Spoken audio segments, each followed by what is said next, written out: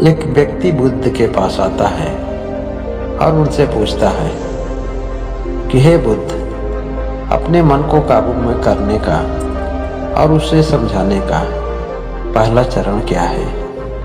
पहले तो बुद्ध मुस्कुराते हैं और फिर बोलते हैं कि इसका पहला चरण है कि मन की स्थिति को देख लेना कि मन किस तरह से व्यर्थ के लालच में इधर उधर भटकता रहता है। जिस इंसान ने अपने मन के द्वारा दिए गए लालच की व्यर्थता को देख लिया, उसने उससे मुक्त होना शुरू कर दिया और उसके बाद वह व्यक्ति बुद्ध से पूछता है कि हमारा मन जो हमें लालच देता है उसके व्यर्थता को कैसे देखा जाए। बुद्ध कहते हैं अपने अनुभव से मनुष्य जिस भी गलत कार्य को अति के साथ करता है उससे उसके जीवन में बहुत दुख मिलता है और यही दुख उसका अनुभव है और यही अनुभव उसके रूपांतरण का कारण बन सकता है। जिसने वास्तव में देख लिया कि नशा करना केवल दुख है, उसने नशे से मुक्त होना शुरू कर दिया। जिसने यह देख लिया कि ईर्ष्या केवल खुद को जलाती है, वह वास्तव में ईर्ष्या से मुक्त होने का मार्ग खोज लिया। तुम्हारा मन तुम्हें सदैव तृप्त होने का लालच देता है, जबकि तुम रहते हो हमेशा ही अतृप्त ही। अगर आप अपने से प्रश्न करेंगे कि अपने मन को बस में क्यों करना चाहते हैं, तो उत्तर आपको यही मिलेगा कि दुख का कारण कोई और नहीं है, आपका मन ही खुद है। आप अपने मन के कहने पर सुख के पीछे जितना ही भागते हैं उतना ही आपको दुख मिलता रहता है। आप जिस सुख के पीछे भागते हैं उसके सुखद अनुभव बड़े ही सुहावने लगते हैं। यही मन का लालच है और मन का यही लालच सुख के पीछे छुपे हुए दुख को देखने नहीं देता। केवल अपने दुख को देख लेने से ही आपका मन आपके बस में नहीं हो जाएगा। इसका अगला चरण भी आपको जानना पड़ेगा और अगला चरण है किसी ऐसे व्यक्ति की तलाश जो पूर्ण रूप से अपने मन पर काबू पा चुका है, क्योंकि आपका मार्गदर्शन वही कर सकता है जो उस जगह पर पहुंच चुका है और जहां तुम जाना चाहते हो। इस दुनिया में पहले भी लोग रहे हैं और आज भी लोग हैं जो आपका मार्गदर्शन कर सकते हैं। वह आदमी बुद्ध से पूछता है कि हे बुद्ध, उस व्यक्ति की पहचान क्या है जिसने अपने मन को समझ लिया है और जिसने खुद को जान लिया है। क्योंकि हर व्यक्ति यह दावा करता है कि वह सबसे अधिक बुद्धिमान है और सबसे ज़्यादा ज्ञानी है, लेकिन वास्तव में ज्ञानी कौन है यह कैसे पता लगेगा। ऐसे व्यक्तियों को सुनना और समझना, यह इसका तीसरा चरण है।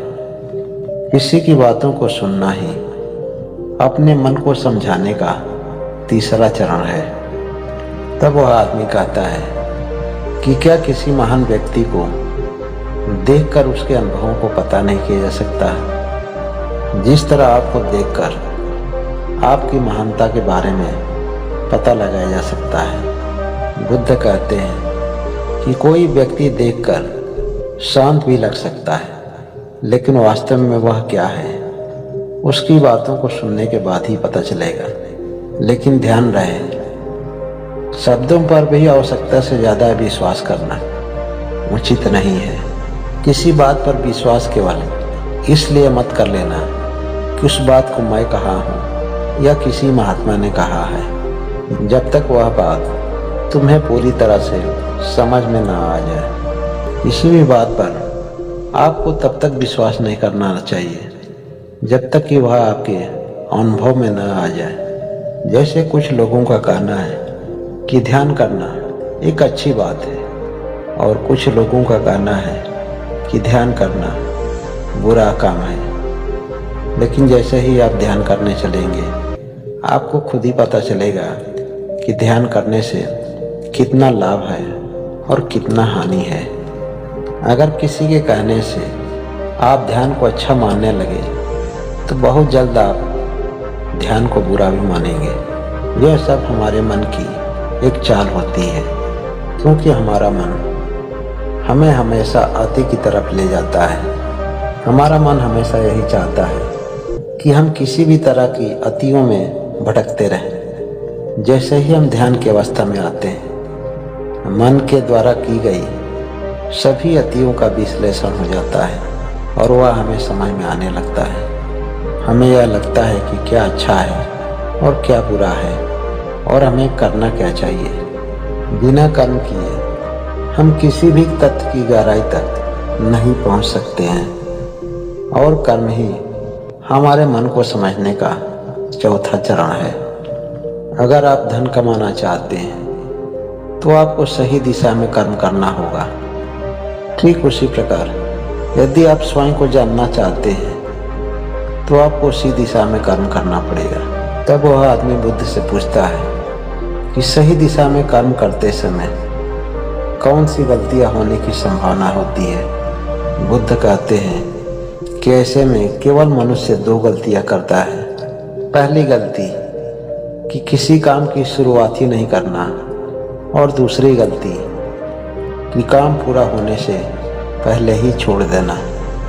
कुछ लोग सोचते हैं कि काम की शुरुआत आज नहीं कल से करेंगे, जबकि कुछ लोग सोचते हैं कि शायद मैं इस काम में सफल नहीं हो पाऊंगा। और यह दोनों गलतियां व्यक्ति की जागरूकता के अभाव में ही होती हैं। अगर आप जागरूक नहीं हैं तो आपका मन सही दिशा में आपको कोई भी राय नहीं दे सकता है, और जागरूकता ही अपने मन को समझने का पांचवा चरण है। इसलिए दिन का हर एक क्षण जागरूकता के साथ जिए। कोई भी कार्य करें तो जागरूकता के साथ करें। अगर सांसों को भी लेना है तो उसे जागरूकता के साथ सांसों को लें और सांसों को छोड़ें, क्योंकि सांसों को लेने और छोड़ने में जीवन का एक बहुत बड़ा रहस्य छिपा हुआ है। जिस मनुष्य को यह पांचों चरण समझ में आ जाते हैं, वह इनके द्वारा अपने जीवन को सरल जरूर बना सकता है। अगर यह वीडियो आप लोगों को थोड़ी भी अच्छी लगी हो तो इसे लाइक करके कमेंट जरूर करें, और जो लोग अभी तक इस चैनल को सब्सक्राइब नहीं किए हैं वह सब्सक्राइब करके बेल आइकन की घंटी को जरूर दबाएं।